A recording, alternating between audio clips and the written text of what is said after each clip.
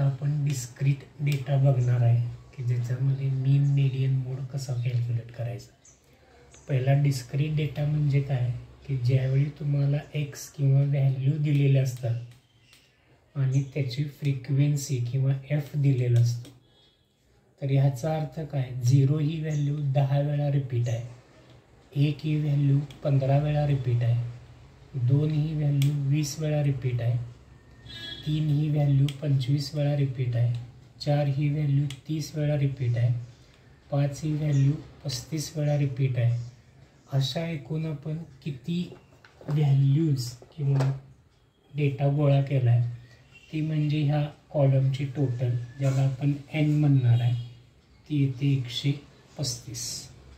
म्हणजे total 135 value आहेत, ज्या 135 व्हॅल्यूमध्ये 0 10 वेळा आले, 1 15 वेळा आले, 2 20 वेळा आलेला आहे, म्हणून ह्याला डिस्क्रीट डेटा म्हटलं जातं की जिथं व्हॅल्यू आणि फ्रिक्वेन्सी दिली जाते।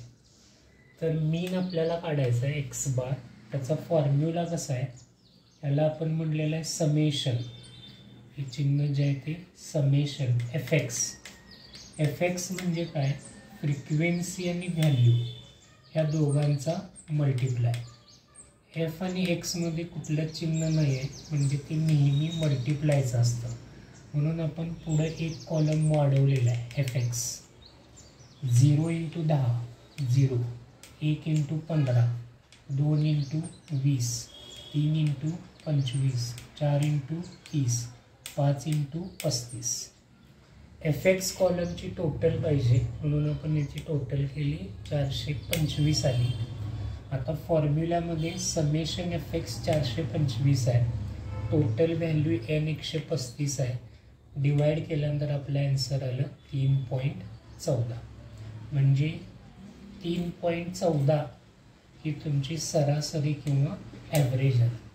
तर डिस्क्रीट डेटाला या पद्धतीनं मीनचं कॅल्क्युलेशन होणार आहे। त्याच्यानंतर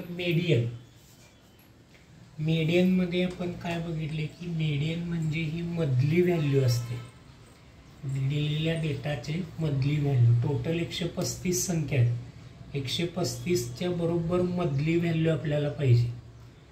पहिल्यांदा काय केलं की दिलेल्या व्हॅल्यू आणि फ्रिक्वेन्सी लिहून घेतल्या 2 कॉलममध्ये, यानं ऑलरेडी आपण काढलेला आहे। इथं एक नवीन कन्सेप्ट आपण बघणार आहे सी एफ, जो सी एफ कॉलम आपण इथं वाढवलेला आहे।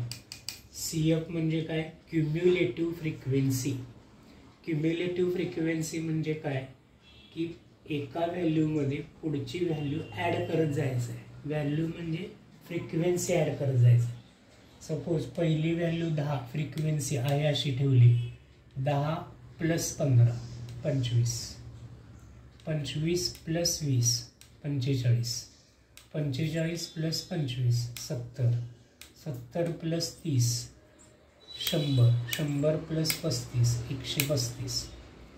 ही 135 आणि ही 135 समान यायला पाहिजे, तर हे बरोबर आहे। म्हणजे फ्रिक्वेन्सी कॉलमची टोटल आणि क्युम्युलेटिव्ह फ्रिक्वेन्सीमधली शेवटची व्हॅल्यू ही समान पाहिजे।